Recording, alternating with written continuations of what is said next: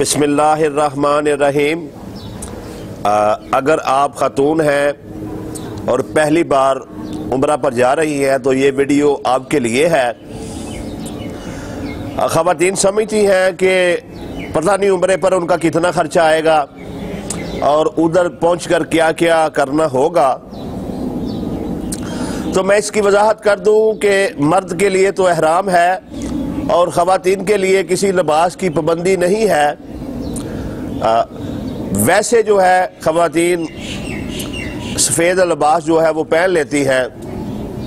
जो कि एहराम जैसा ही होता है, लेकिन ख़वातीन के लिए उम्रा करते हुए लिबास की कोई पाबंदी नहीं कि वो सफ़ेद रंग का ही लिबास पहनेंगी। तो इस तरीके से उनका ये भी खर्चा नहीं होता।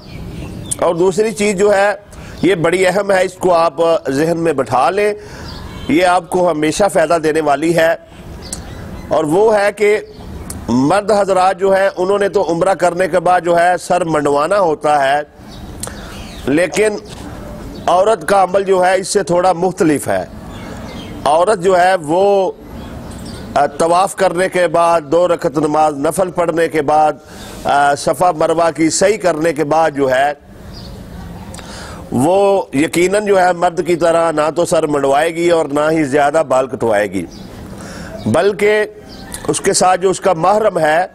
वो कहीं से उसके बालों को पकड़ के जो है इतने से जो है, यानी अब बालों की किसी भी जगह से इतने से बाल हाथ में ले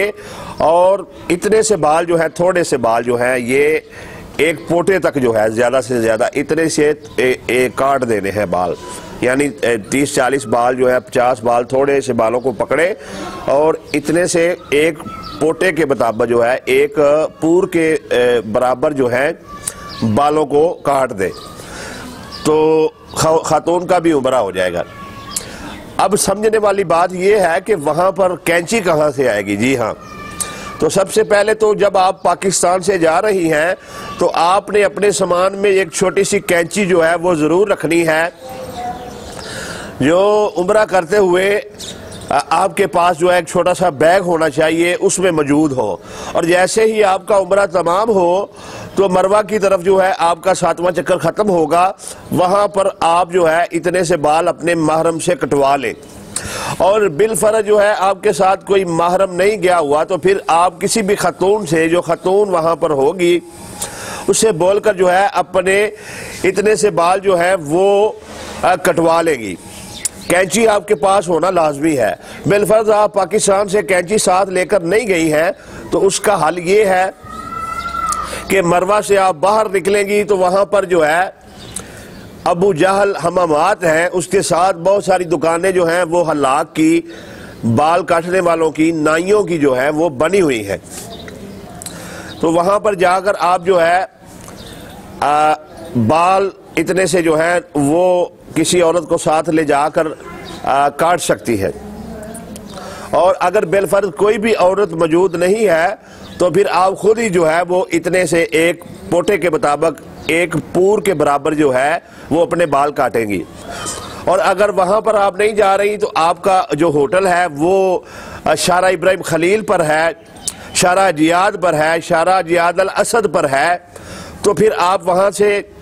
वापस सफ़ा पर आएगी और सफ़ा से आने के बाद जो है 1 नंबर गेट से या किसी भी दूसरे गेट से निकलने के बाद जो है आप जो गड़ी वाली बिल्डिंग है बड़ी आप सामने आपको नज़र आ रही होगी,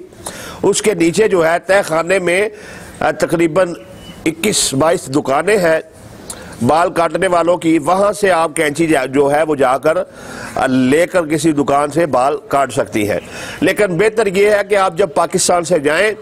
तो ये चीज़ समझ लें कि आपने जो भी उम्रा करना है उस पर आपको कैंची की ज़रूरत पड़ने वाली है, इसलिए